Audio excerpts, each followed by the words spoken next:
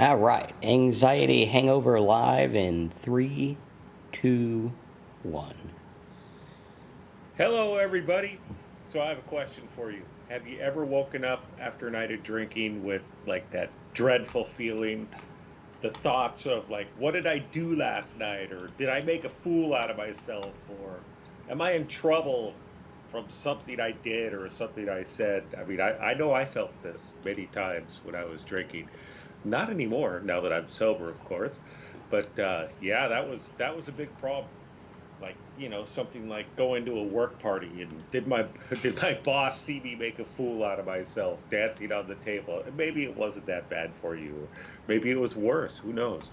But experience anxiety after drinking. It's common that many people face when you drink excessively. I mean, I think that's a really common occurrence, whether you're an alcoholic or not. I think just if you drink at all, maybe you've probably experienced this phenomenon. And so today, what we're going to dig deep into a little bit is kind of what the causes of anxiety hangovers are, and what kind of happens with your body. There's some different factors that are involved in what causes this, and then how to kind of get over them, and at least try to limit them. So before we do that, let's say hello to Marcus. How you doing, Marcus? Doing pretty good. Yeah, anxiety hangover was a very, very difficult thing for me because my anxiety was off the charts when I was drinking. It was mildly irritating before I started drinking, but once I started drinking, it just flew. It had a mind of its own. And how's my audio? My audio okay? And I found that the hangover anxiety was something I didn't really understand. I didn't know what was going on with my body because no one explained to me how alcohol worked and how it affected your anxiety, how it affected your chemical makeup, and that we are chemical people. I don't know why they didn't teach you that in health class in school, but we are kind of left to fend for ourselves, and they don't teach us what alcohol does. And I think it's interesting because a lot of the anxiety issues I blamed on my own personal stuff. Maybe it's because of X, Y, or Z. Maybe Yeah. it is because I did something crazy, or maybe it is because I acted this way. When in actuality, it was a depletion of a certain chemical in my body because of too much alcohol and not enough water and nutrients, right? The alcohol was literally draining me of everything. And nobody explained that. Now, is stopping drinking going to solve every problem you have in your life? No. But I found it solved about 90% of them. Yeah. Because as an alcoholic, the anxiety, I remember it was so bad one time I couldn't even get the mail. Like it was down on the street corner and I couldn't even get the mail. There was no one out. It's just me. And I had to go back inside. I'm like, I can't get the mail today, apparently. Can't do this today, apparently. And I realized that alcohol slowly chipped away at everything that I was as a person. Took it all away. And there was no coming back, it seemed. I was like, okay, this is my lot in life. This is who I am now. Now what? And it was extremely difficult to understand how to get rid of it. And I'm sure a lot of people will be watching this video having an alcohol anxiety attack. And to you, I would say it will end. You will get through it. See a doctor if you're worried about detox symptoms, of course. And you never have to feel that way again. Because that's why I kept drinking. Because I kept having anxiety attacks and I kept having to drink to make it through those anxiety attacks. And it was just a cycle over and over and over. And it seemed like it would never end. And it didn't end until someone intervened and helped me. Yeah, and that's exactly what it is. It just becomes a cycle. We drink, and we release these endorphins in our body. And but on top of that, alcohol does is alcohol affects every single cell in our body. And one of the things it does is it will deplete the insulin, like for instance, the insulin production of the liver, because the liver has to work on metabolizing the alcohol. And when you don't have that insulin production, it's going to affect your blood sugar levels, and it's going to make you feel like crap. and especially the next day. And the next day, we're starting to get, when we get those withdrawal symptoms, we start to, we're basically, well, the hangover symptoms, they're basically withdrawal symptoms because suddenly we don't have this alcohol in our system. Whether we're an alcoholic or not, you're still going to go through these things. Some people don't get hangovers, but I think that's very few if you drink a lot, you know. But that's how it affects us. It affects us terribly. The chemical change in our body is just too much for us, and it makes us feel like crap. Is, you know, the simple way to look at it. And then on top of that, we have the emotional aspects of it, where, you know, like I already said, what did I do last night? Did I embarrass myself or anything like that? You know, if you happen to have blacked out, or even if you didn't, maybe you said some things to people that you didn't mean to say, or you did some actions that were a bit risky, and or you actually did cause some damage somewhere, and you have that emotional factor and the terrible things that may have happened, and you have to deal with that. And then what happens well, at least what happened with me as my drinking progressed, is I'd get these feelings, and what was the way to cure it? Well, I felt that the way to cure it was to drink more alcohol, and it would just start this spiral, and it would just go in circles and circles, and I'd drink more and drink more, and then I couldn't control how much I was going to drink, so I drank all of it. And then, you know, that night would come and the same thing would happen, and the next day I'd wake up, and, you know, then my life started to get smaller and smaller, and because so that I could avoid those feelings and embarrassing myself and being judged by others, I started to isolate. So the world became tiny, and then, you know, my emotions got even worse. I had even more anxiety. And it's like, okay, I have to go to the store today and get some food or whatever, or I have to go to take care of a legal issue or something like that. And oh man, I have to sober up, and I'm going to feel like crap when I do that. And, you know, it was just this spiral. And I don't know if any of you can relate to this, but that's kind of what I went through. And it was tough. And it just gets worse and worse as you keep drinking. But there is a solution. Yeah, the spiral is, it almost seems like you're not going to make it out, and it does seem like the end of the rope, but luckily it's not. Like, it could be solved by literally just taking away the one chemical that's causing it. Yeah. And it sucks because it's so simple. Like, I needed some encyclopedia by Dr. Freud and the psychologist that told me why I was the way I was. But when it came down to it, it's like I'm literally a chemical being. That's what it is. There you go. End of story. You introduce that chemical, and that is what happens. You introduce a lot of it, that's what happens. Some people get chemically dependent. Whatever the reason that made you chemically dependent or made you want to drink enough to get chemically dependent is irrelevant. Doesn't matter.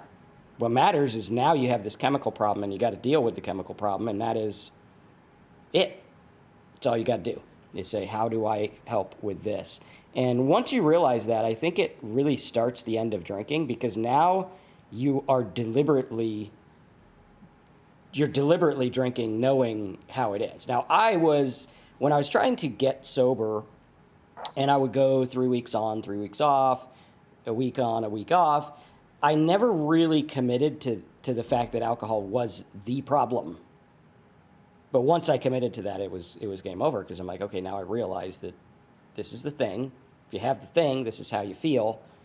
When you feel that way, it starts the cycle.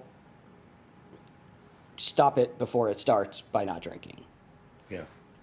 Yeah, and, you know, no matter what any of those other alcohol recovery gurus online or whatever are saying, you know, every person's different. It's for most people, this isn't going to change overnight. I mean, for Robert was 64 days sober, and he's got a lot of anxiety, and Jay's 41 days sober, and you're tired all the time. And congratulations on that. That's really difficult. Those first few months are difficult, and you are going to feel that way. Most people are. I was pretty lucky. Well, I felt tired all the time for a couple of months. I didn't have a lot of anxiety, but that was kind of because I was fortunate enough to be able to whittle my life into a very simple life right away. But another couple things I did was I really changed my attitude. When I was drinking, a lot of that anxiety came from what did I do last night? What did I do in the past? What am I trying to run from? And more of the anxiety came from what am I going to do tomorrow? I have this job I hate, or whatever it is. What I'm going to change that. But then at the same time, I knew I wasn't going to change it because I was going to keep drinking and I wasn't able to change it. So I was dwelling on the past. I was dwelling on the future.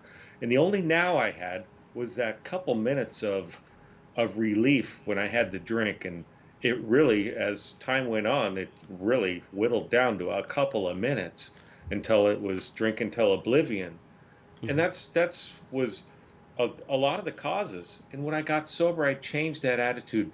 Yes, I had past that I needed to deal with, and yes, I had future that I needed to deal with, but I was sober now, and I knew I could do something about at least the future. And I also realized that with the past, there's really not much I can do about it except, move forward. If I see somebody that maybe I hurt, apologize to them and just accept my part in it, whatever. And that's it. That's all I can really do. So I was starting to change my attitude to be able to let go of things in the past and move forward, to try and move forward in the right direction, but not worry so much about exactly what happens in the future. I just kind of have faith that if I keep doing the right thing, things are going to work out. Maybe not the way I want them to. Maybe I'm not going to be driving that Maserati or whatever. Okay, that's fine. I have my old truck. That's fine. It works great. It gets me around. And so, just being satisfied with what is going to happen.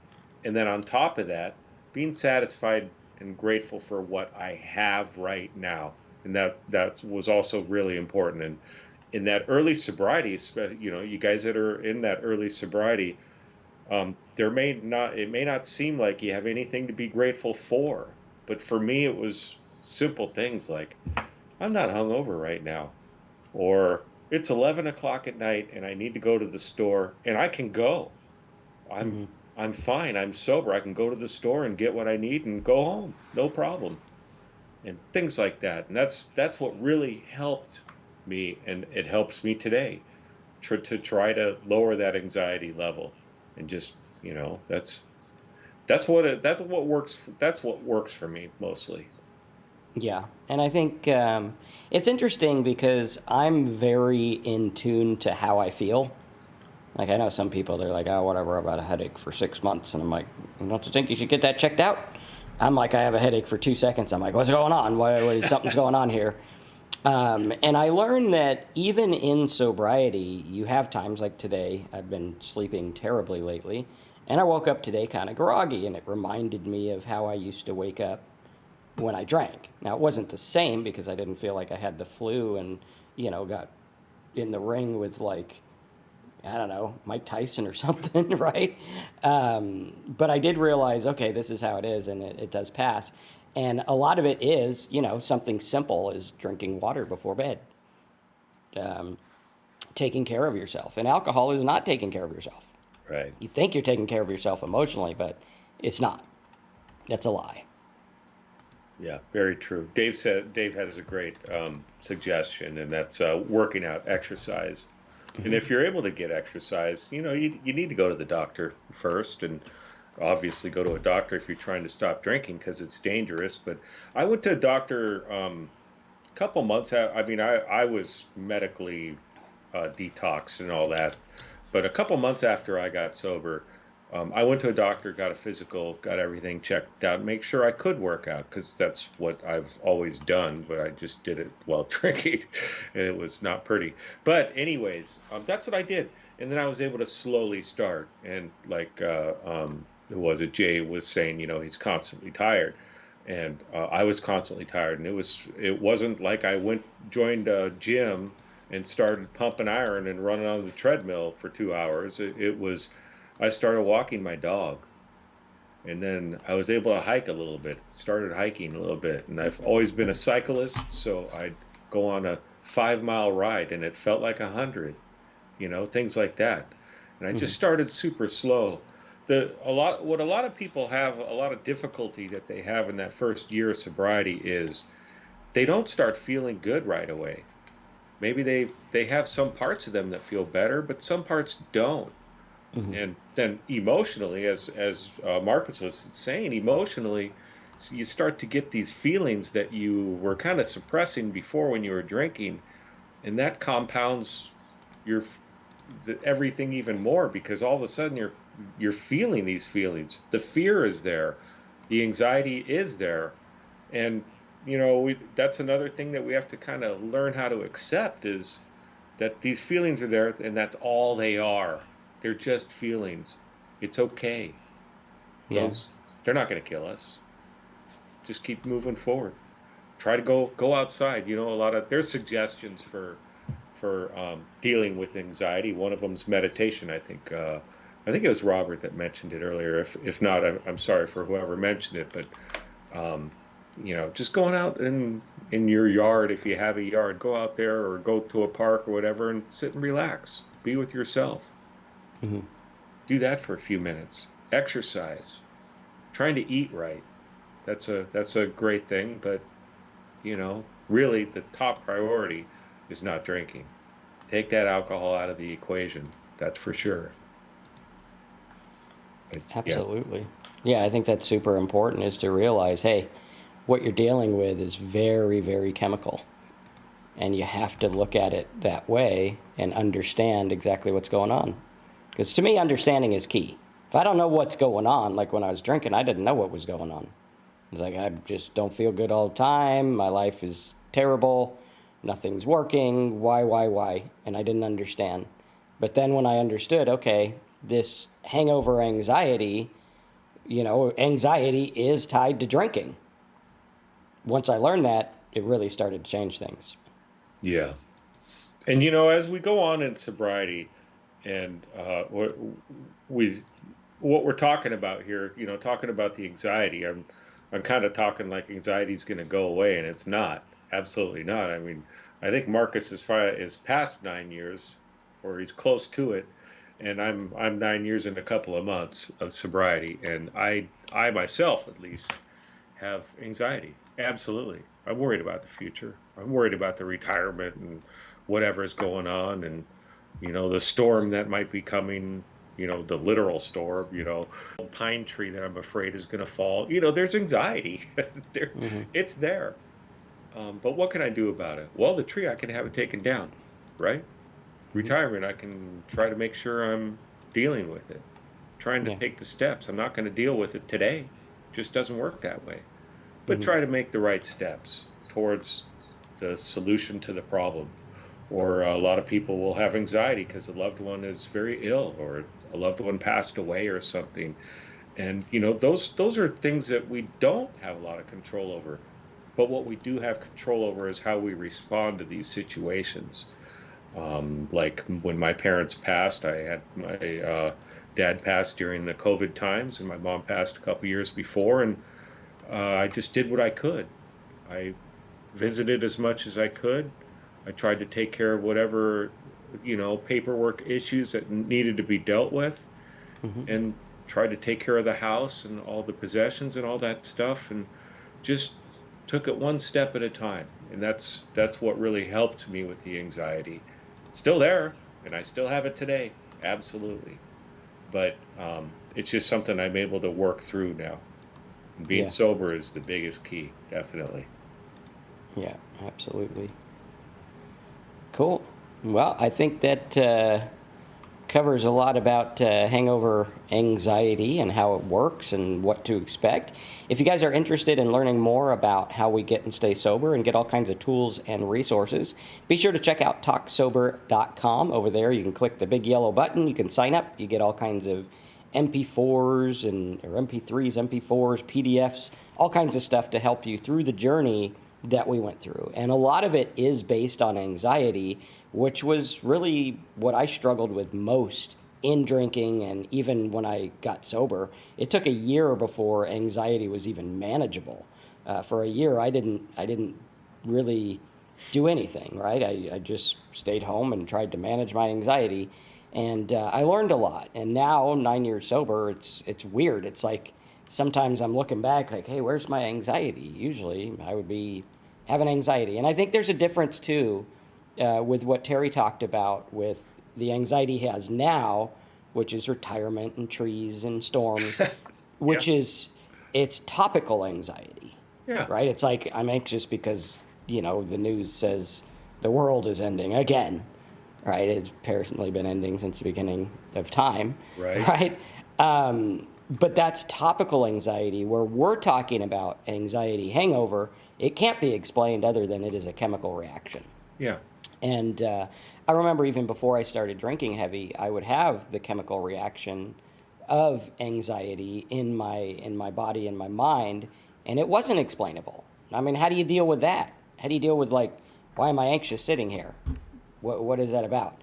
And that's what we talk about in our course is, hey, here's how to deal with this anxiety.